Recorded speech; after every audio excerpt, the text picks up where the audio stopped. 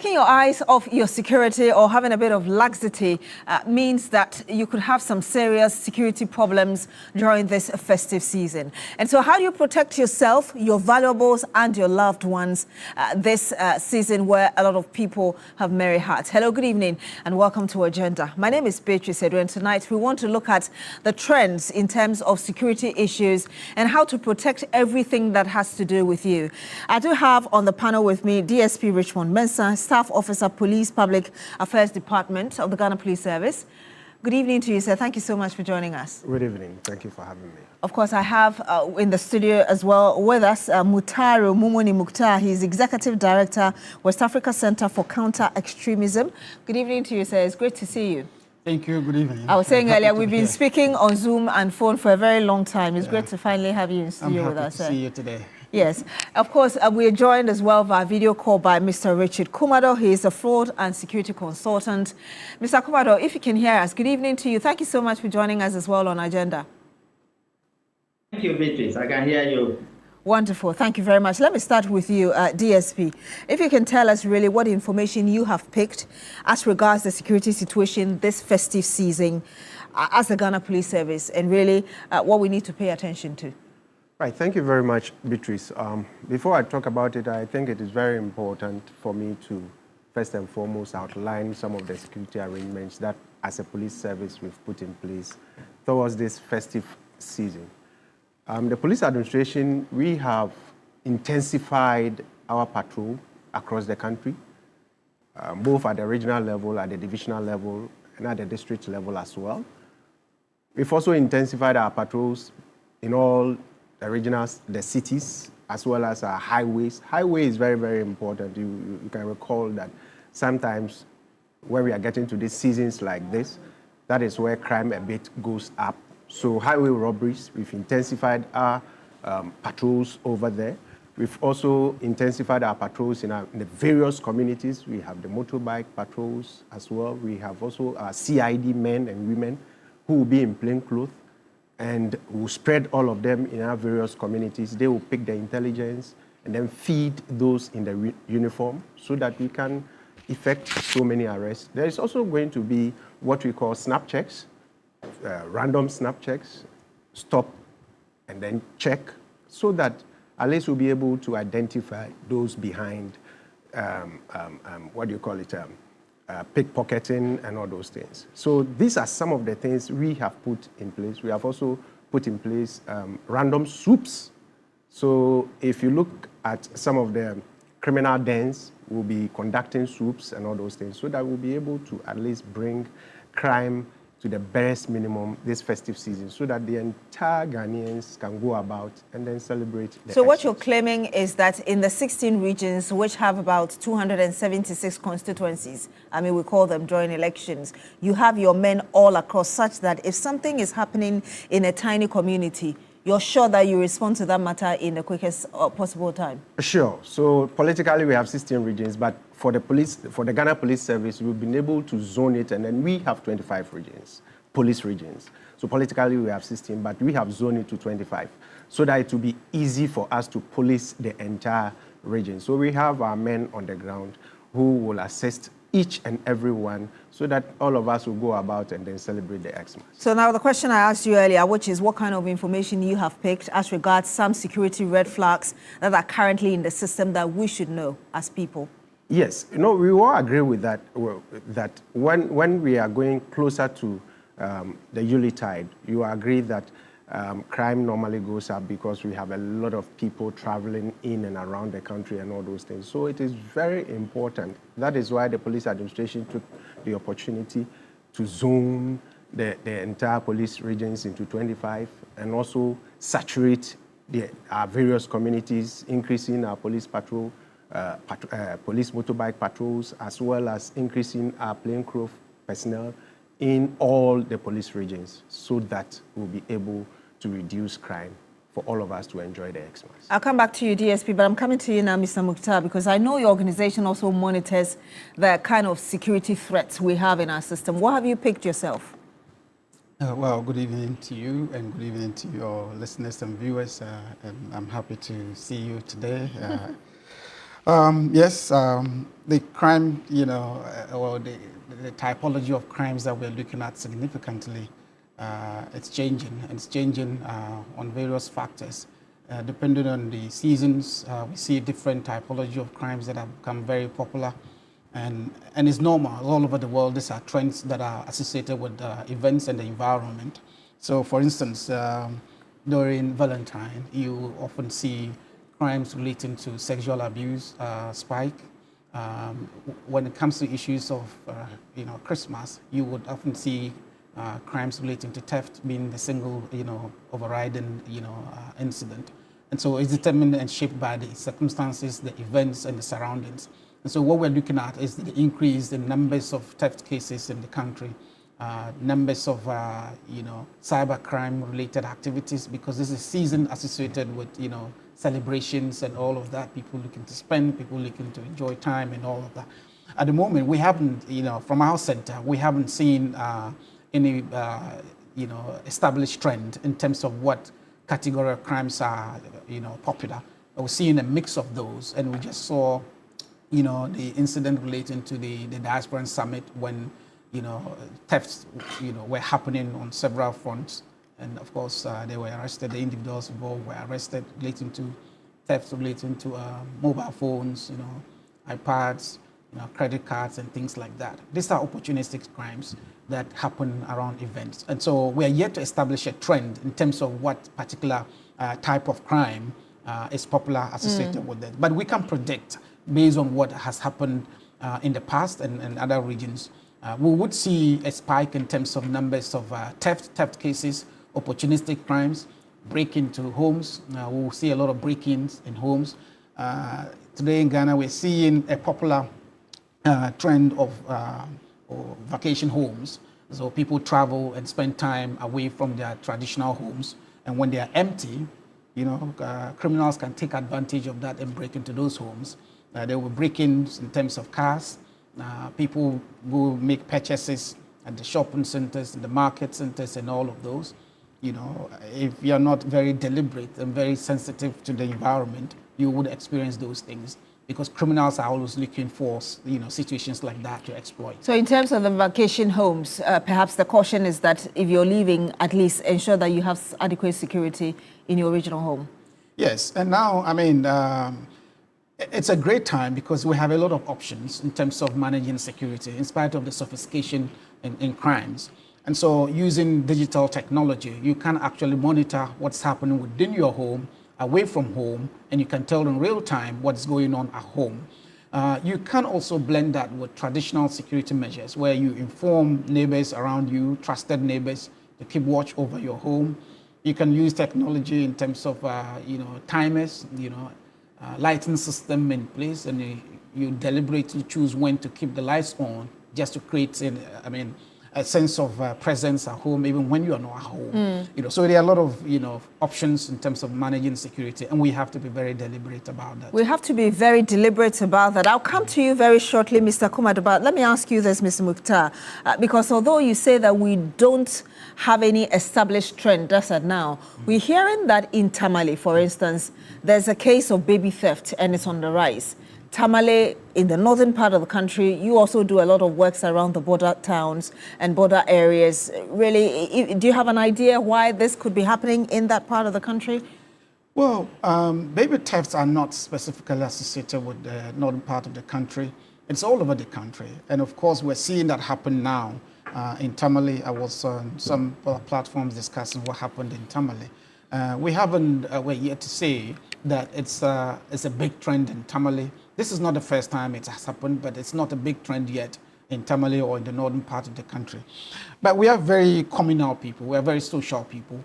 And people could take advantage of that, exploit that kind of, what we might consider as social resilience in our security context, and exploit that. Because if you look at what happened, the incident that happened, the person took advantage of the fact that people are, open, people are communal, and that things like this are not expected in that space, and took, away the baby. And I'm hoping that we are able to apprehend the perpetrator in this case.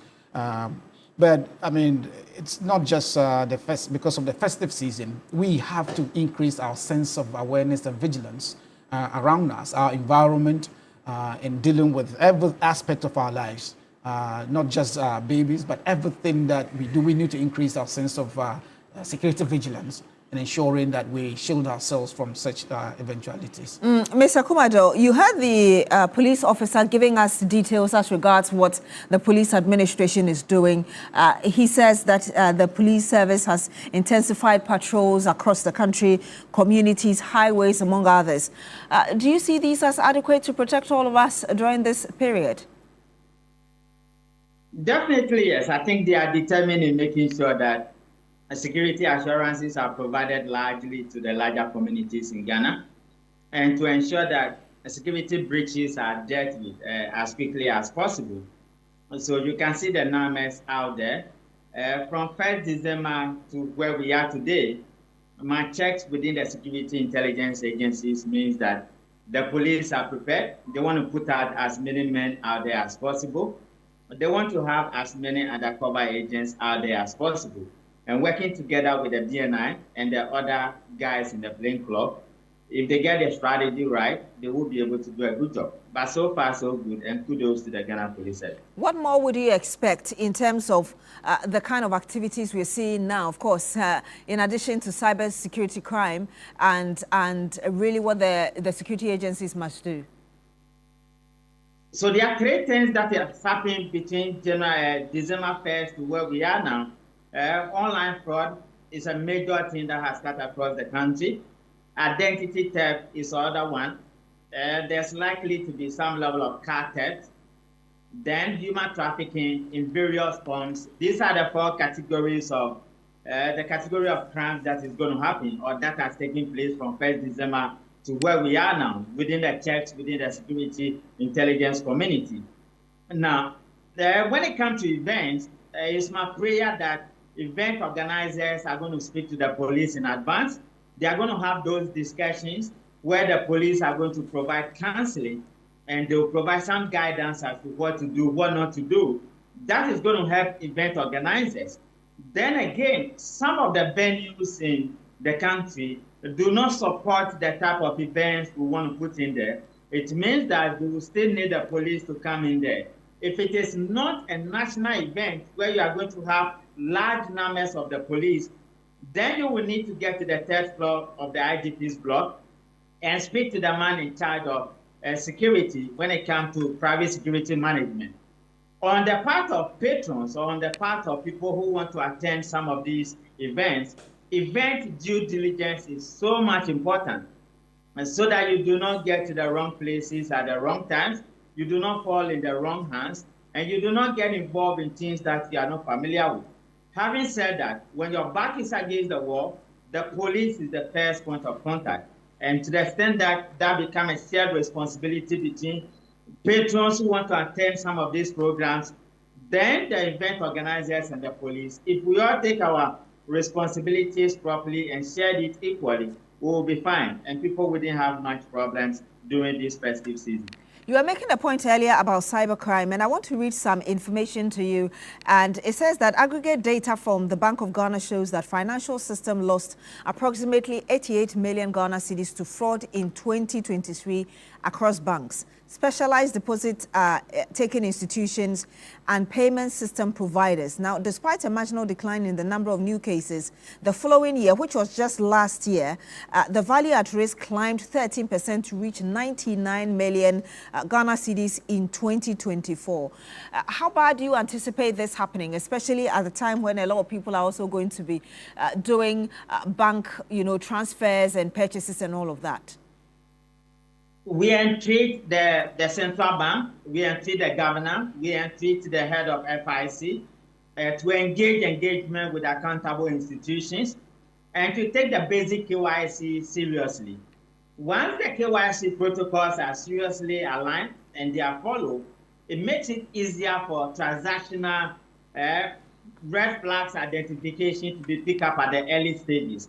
And to that extent, they can investigate and the losses to be minimized, and the red flags to be identified, And the dangers it comes with when it comes to breaches for which people may lose their monies, they could be curtailed at the shortest possible time. Until that is done, the banks as accountable institutions have a duty of call to report suspicious transactions to the FIC as a first point of call. From the Compliance Association, that's one of the things we have to do, and we have done it over the years. But to the extent that these losses keep on going on, it means that the risk assessment across the banking industry will have to be realigned and reviewed again, and the KYC procedures will have to be improved. I seriously believe at the stakeholders meeting and at the compliance session, if the FIC and the central bank governance and all the other banks that play a key role comes together, they will be able to do something that the losses next year could be minimized as compared to 2023 and 2024. Mr. Kumado, I'll come back to you. I'm coming back to you, DSP Mensah, because I know that in just this month alone, you arrested maybe just a couple of days ago, you arrested some 79 suspects in Tema and the eastern regions as part of efforts to ensure that you're protecting us. Beyond these, and you've spoken about the highways as well, yes. What else do we need to know just for us to be assured that during this season, we're safe all around? Yes, as I said earlier on, in fact, as a police administration, we are not sitting just down like that. Just even last week and then even this morning, what we are putting in place is what we call interagency collaboration. Not only the Ghana Police Service, we brought on board the army, the military, the prisons. All of us are putting our hands on deck so that at least we'll get the numbers and they will be on the street, not only the Ghana Police Service. So these are some of the things we are putting in place in order to beef up security. Was it part of the reason you organized that inter-security agency march this morning? That was why we did that. To what extent do you think that march, for instance, would arouse the consciousness of people when it comes to security, even during the season? It's very important because if you look at the numbers, the police service alone cannot provide security for the entire nation. So we bring on board other security agencies as well. And what we do is that when we get to situations where maybe we are overwhelmed, that is where we bring in the military as well. We bring in the other security agencies to support us so that we all provide the needed security that we all need during this festive season. Mr. Mukhtar, I realize you got something to add. Well, of course, like they always say, and I share in that security is the shared responsibility. We cannot have the security officers in every home and on every street, every city, or every town. So we need to build goodwill with the rest of the local population and have everyone contribute to their own safety and the public safety, which means volunteering information. We are yet to build a strong culture where we're working with the police, where you are willing to volunteer information on crime, on other things relating to security in our communities, and we need to do that. This festive occasion, very certainly we would have crimes. We will have a lot of crimes happen, and in numbers and scale that we haven't had during the year, and it's typical of the season. And so we have to be deliberate in planning against opportunistic situations of crimes. We will see highway robberies because criminals are very, very intentional. They are very exploitative. They know when people travel during festive seasons, they carry goods, they carry money, they carry valuables, and so they will be targeting those individuals. In this period, we would see a spike in terms of cyber crimes. The police have done a great job in the last couple of months. And I've seen the soups, I've seen the arrests that have happened across the country, not just one part. And the numbers are huge. It's something we've been worried and we've been complaining about. And I'm happy that I'm seeing these things happen. We need to sustain that and ensure that our cyberspace is healthy for everyone's engagement. Cyberspace is meant to build as an alternative space and building our society, our economy, our business and everything. And yet it's exploited by criminals, and we need to be working with the police, ensuring that we apprehend those individuals. How do we stay safe within the cyberspace? First of all, you need to be very, very aware of your space. Just like in the physical environment, you need to be aware of your environment within the cyberspace. You do not accept, individuals, say when it comes to social media platforms, accept invitations just because the picture looks nice, the picture looks attractive, it's inviting and you accept that. Very often it's a ploy. Very often It's very deliberate to get you to accept, and then, all of us, nearly everyone on average, in a month, you would get 2 or 3 of things happening intended to exploit your own vulnerability. You need to be very deliberate in terms of what links that you click. The links send you to spaces you do not have any clue as what they're meant for, because people harvest your details online by creating those links that allow you to travel into their net, and so they harvest your details. It could be your banking details, it could be the transactional details, it could be a long bit. They could take you over a longer period, engage you long enough to build some sort of goodwill, and the big thing happens. You become a victim. And so all of those are pointers that do not accept invitations from people you do not know or you do not have enough contacts with. Even when you have to be sure that these are individuals that you can verify their identities. And during this period, we receive a lot of gifts. What happens when I receive an email, coming from a website or any delivery agency that looks very, genuine? What happens? Well, so that's there are several issues relating to what you just said. There's something we call the posh, the posh pirates, where you actually maybe it's meant to deliver to you. You are not at home. They leave it at the doorstep, somewhere for you. People are just, looking to get that opportunity and take them. And it happens a lot, especially in spaces where door delivery is popular. And it's becoming popular in our space where people do delivery directly to others. We see in people very happy and excited to announce to the world when they get gifts. When they buy new things online, they announce, oh, I just had this dress, I just had this machine, I just had this item, or I'm going to this party. You're announcing to the world everything about your own vulnerability, and people take advantage of that. And so we have to be very concealing of our economic, financial activities as well as valuables, because they target those, and as part of that, maybe you buy a gift big enough or has some wraps and other things around it. When you unwrap it, where do you dispose this of? People could just leave it by the door side or the entrance or in public view. Giving indication it's an that indication I have these gifts. that something, great is happening in this home. You have Christmas trees all over. And it's exciting to have Christmas trees. It announces the season, and kids are happy to see that. And yet it's the same way you're exposing your own vulnerability. It means that something great is happening in this household. They might have more money, they might have more valuables that could be exposed. So all of those are pointers.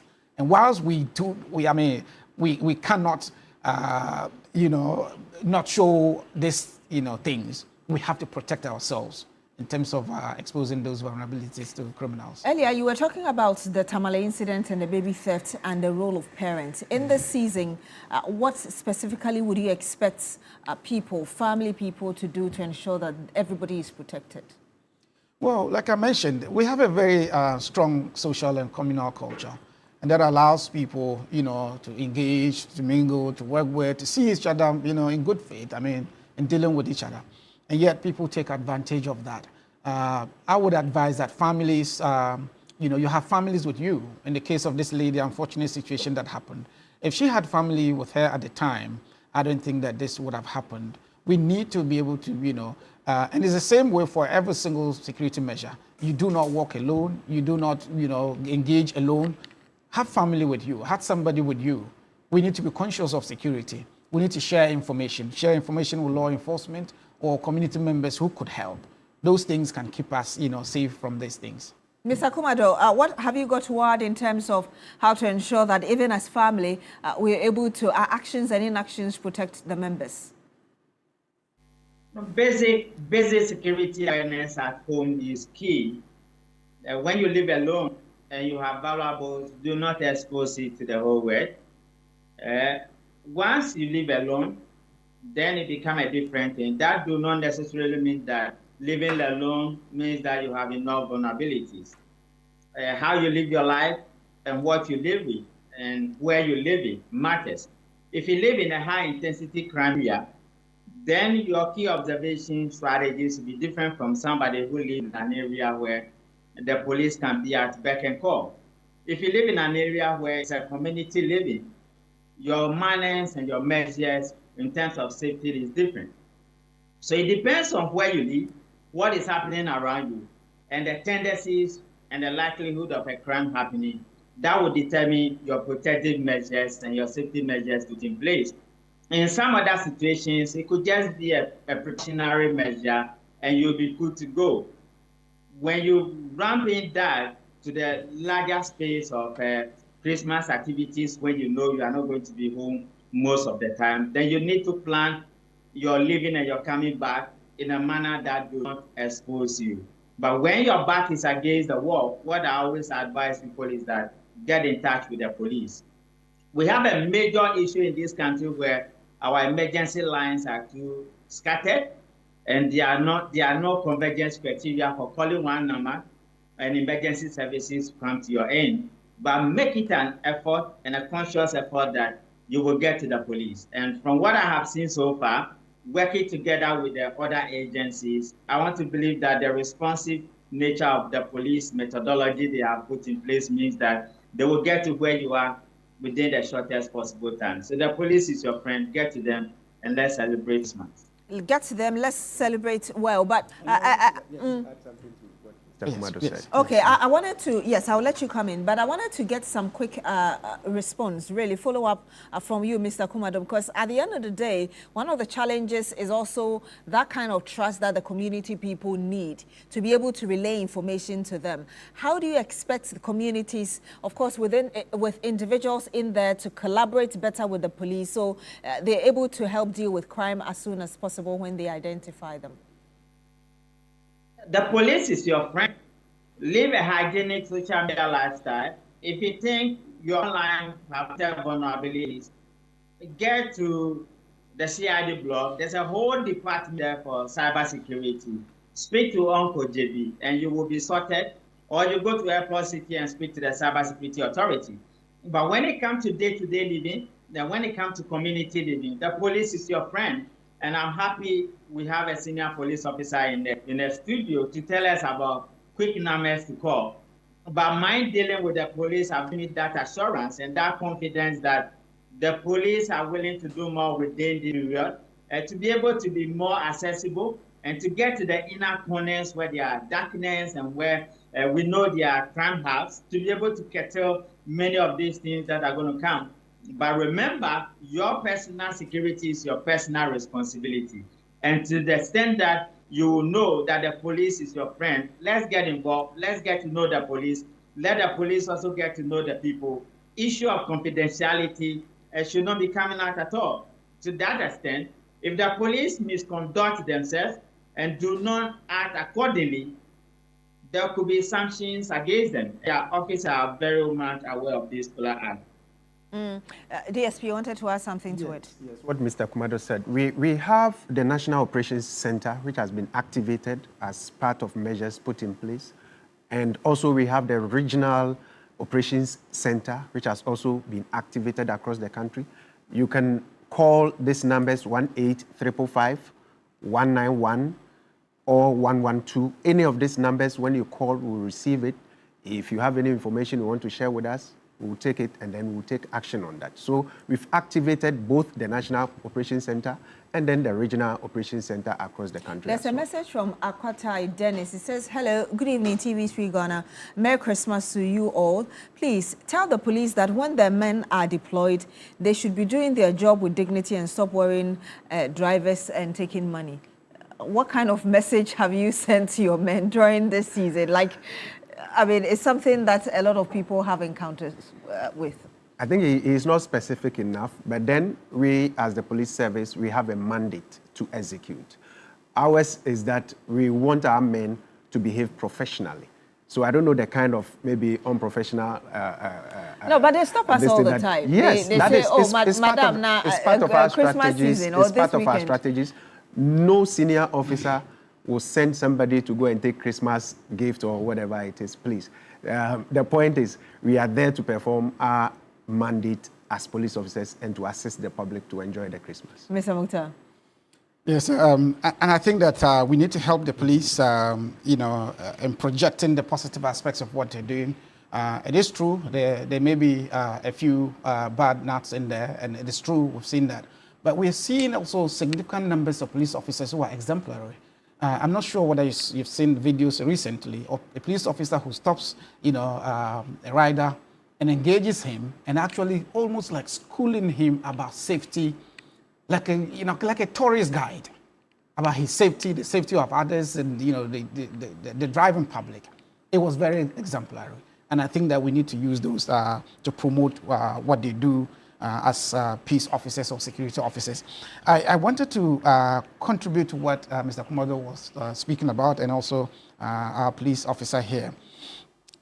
Majority of our population rely on non-state security actors for security, and not the state. And how do you mean by that? So, out of 10 situations, on 7 occasions, when something happens to you, you're going to reach out to somebody else and not the state, not the police. It's your friend, it's your neighbor, it's your pastor, your friend, your colleague. He's the immediate source of security for you and not the state. And the reality is police numbers are few. We have very limited police numbers across the country. And very often, we tend to speak about security in the context of the urban space, say in Accra. And yet, the majority of us are outside of that space. And so we need to be very comprehensive in looking at what security needs that we have as a nation.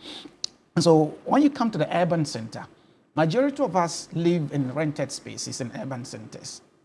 And yet we're seeing a growing sophistication in urban life where people could live in rented spaces and they live very, very private lives. They don't even know their their neighbors. They hardly neighbors. talk to the next person next door.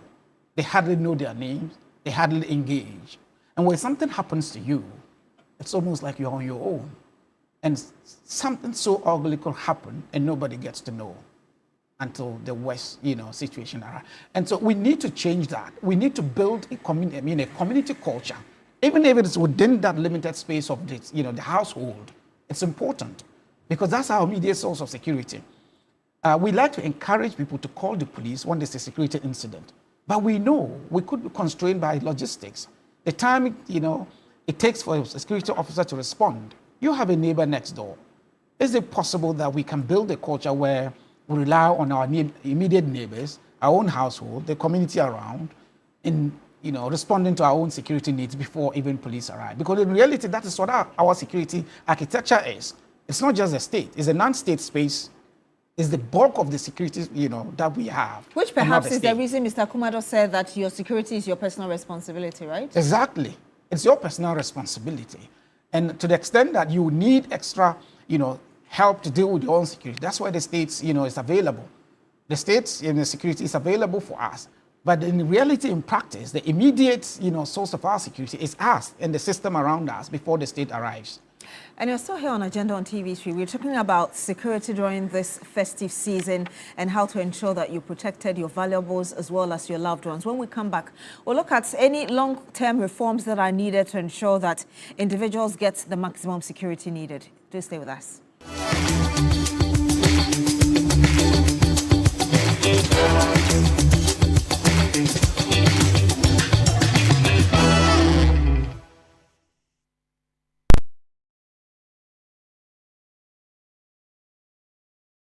When you're going to buy a pen, don't look left, don't look right.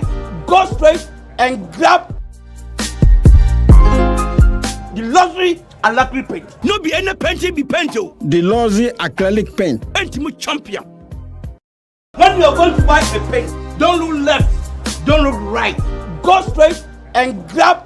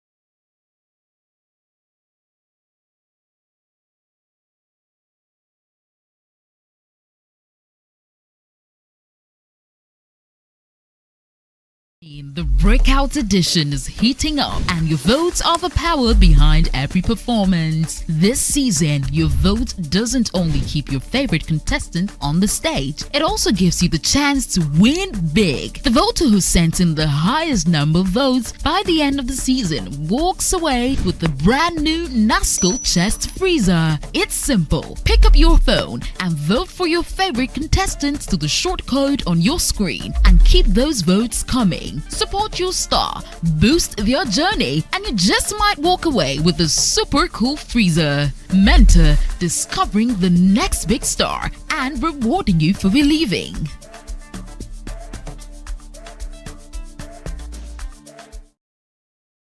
When you're going to buy a paint, don't look left, don't look right.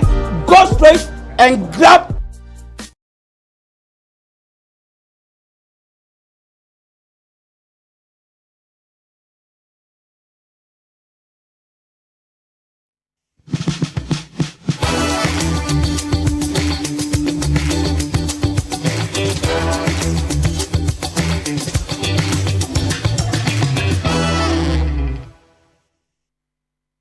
You're still here on Agenda on TV3. My name is Beatrice Adu, and tonight we're helping you get the tips you need to ensure that you're safe, your valuables are protected, as well as your family members during this festive season.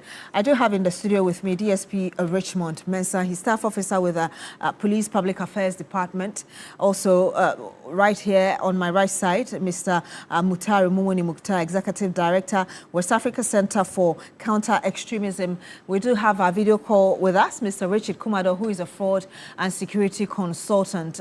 Before we went on that break, DSP wanted to respond to the Tamale baby theft and what the police has to say on it. Yes, with the Tamale baby theft incident, immediately the incident happened, police launched a full-scale investigation into the matter, where 3 suspects have so far been arrested and 5 witnesses also invited to the police station. We have taken statements from them and they are on bail now. So this is the position we find ourselves. We have activated our intelligence, and I know definitely the perpetrator will be arrested. So far, this is the situation in town. Okay, there's a message from Aziz Donla in the Upper West region. He said, I personally think the police is doing well, most especially this festive season, because their visibility and education on the road is very revealing and impactful. So that's from Aziz Donla to you. But I'm coming back to you, Mr. Richard Kumado, because at the end of the day, you're also, yes, earlier you said that you agreed with the immediate steps given us by DSP as regards what the police service is doing to protect us this season. But are there any really surveillance or policing reforms that you're looking forward to that would even help in our emergency response? Definitely, to the extent that we will encourage the police to put themselves a bit more on the line for civilians. And in doing so, public education is so important. Security awareness creation, irrespective of where they find themselves, is also important, and it's part of what they do in maintaining law and order. Then again, we will also encourage civilians to stop attacking the police officers. We will encourage civilians to support the police in the work they do. That level of support encourages them. That is to say that during festive seasons such as this, do not send fufu or do not send babu or KK to the police, but you will not breaking the law if you give them some few bottles of malt or some few bottles of syrup to cool down their throat and to get a job done. Last week, there was a regional crime conference where the IGP and the CID lady boss spoke about the need for crime investigation. That was very timely, and I know many of the things they have done behind the scene. Encouragement is one of them, morale is one of them, motivation is one of them. And all this can be achieved when the police work together with the strategic leader they have. If they continue in this drive, I will not be surprised they will become #1 police officers within the Africa zone. Mr. Mukhtar, in terms of reforms that you're looking at, beyond what our DSP told us? Well, at the moment, I think that a lot of things are happening within the crime space in Ghana in terms of sophistication. And traditional tools and approaches would not cut it. We need to go beyond the traditional approaches to security measures to include, technology and digital tools. And I know the police service has made some promises about, example, body cameras that helps in investigation, that help track activities and interactions between officers and the public. And it helps a lot in terms of investigations and bringing to closure very complex issues. Beyond that, we need to see a policy relating to CCTV cameras in public spaces, on streets that, in a way that can help change outcomes when it comes to dealing with crimes. If we had CCTV cameras on public places, it would significantly help the police in apprehending criminals in real time. Very often, I've made the point or the argument that security measures are less important than, or security incidents are less important than our responses to them. How we respond to the security incidents is what determines our capacity, our resilience, and what we are capable of doing when it comes to crime. Like what he mentioned, he talked about the situation in Tamale, the baby theft situation. At the moment, it's less about the crime that has been committed. It's more about how we respond to it. Do we have, surveillance systems in place in this particular facility? It would significantly have reduced the workload on police officers on this case. So there's a need to have a policy that mandates public, places, certain public places to begin with, to install, surveillance systems to monitor, to report, to regulate, and to ensure that we minimize these incidences from happening. And that is true for many other public places in the country. And we need to bring a policy that makes that mandatory for all institutions. Officer, how far would you say you've gone with that? Because last week we talked about the DVLA, the Road Safety Authority, and the fact that now Okada riders have been given the permission to operate commercially. And one of the things that came up was cameras. And the acting Director General, Abraham Amaliba, for the Road Safety Authority told us that already there are cameras installed all around the country to ensure that people are caught. Mr. Mukhtar is raising issues about cameras to catch thieves. Yes, it's very important. Technology plays a very key role. And that is one of the policy that this administration is also trying to bring up. If you've heard of the Traffic Tech Ghana, using technology in dealing with road safety issues. Unlike where we look at the police officers, traditionally we see them directing traffic and all those things. No, we are now coming in with Traffic Tech, where police officers that we see them at the roadside, we will not see them, but then we use technology to come up. Are the cameras really installed like Mr. Malba told us last week? Yes. So you have the cameras to catch the thieves? We have done that. I'm coming to you, Mr. Kumado. Okay, you wanted to add something briefly. Yeah. So I know that there's been quite some good progress made by the police administration on many of the things that we've been talking for years and years when it comes to, say, body cameras and other things. I know that the body camera thing is still something that the police administration needs to do. And of course, I'm not a police officer, so I can say some things to the extent that I think that I'll be happy to say the minister is doing a great job. Which of the ministers? The Interior Minister? Okay. He's doing a great job. We've had some interactions relating to procurement in terms of equipment for officers, not just the police, but other, and I'm talking specifically about the immigration officers. And I think that we need to appeal to the ministry to commit to doing certain things or to fulfilling certain promises, especially the body cameras aspect of the policing. It's so important. It's not just for the police or it's not just for the public. It's for everyone's safety and everyone's good when it comes to security. We need body cameras, and we need that like yesterday to ensure that we, dealing with crime in a way that helps change outcomes. And Mr. Kumada, I'll be coming to you very shortly, but let me ask you, DSP, how do we build a culture of safety, trust, and shared responsibility? Yes, security itself is a shared responsibility. It is not only the Ghana Police Service that can provide for all of us. So what we are saying is that we bring in everybody on board, especially the general public as well. We want them to understand that security is a shared responsibility, and we are always available. Anytime they have any information about crime being committed, our doors are open from the national level to the regional level. You can walk into any of the police stations and offer information for the police service so that we also act upon it. And I'll take this opportunity to put out our emergency numbers. We have 1-855-555, 1-855-555, we have 191, we have 112. If you find yourself in any difficult situation, just get in touch with the police and we'll be able to come to your assistance. Mr. Kumado, I'm coming to you with the same question. Beyond the fact that you said police is your friend, how do we do that? Okay, so basically I want to say that at the national security infrastructure we have now, CCTV helps the police in terms of monitoring, but that responsibility lies not with the police, it's with the National Bureau. I wanted to correct that notion.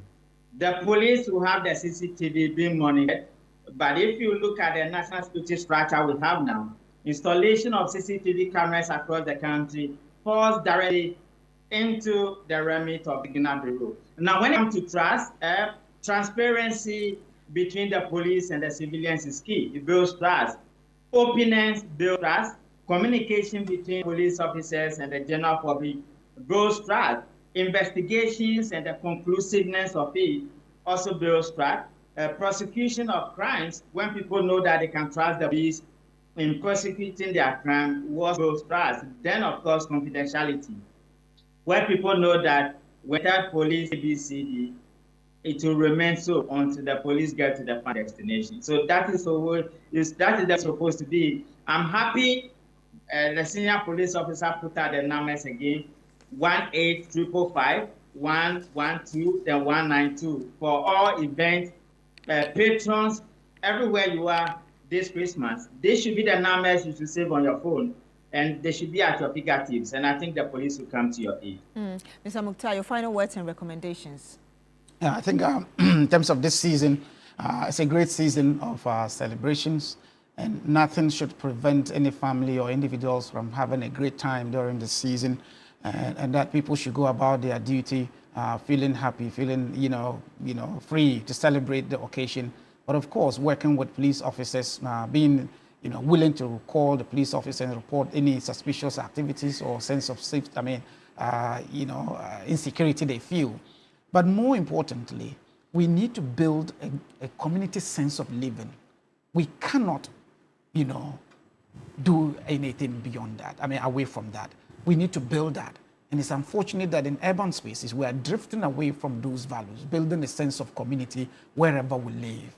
Because security, it goes beyond, just me and me and me. You need that sense of community to build that sense of safety and, happy living. We need to build that community sense. So if you have neighbors that we've not been, interacting with, this is an opportune time to say hi, to say Merry Christmas, to say Happy New Year, and begin a new relationship of building community life and building a sense of communal society. That way, we can help build security and peace in our communities. There's another message from WA. It says the IGP should deploy his men to Market Square, especially in the night, because some criminals will use this festive season as an operation season instead of a season of celebration. So it's not so clear. I don't know whether you're concerned about arson, market fires and all of that, but at least that's the message to you.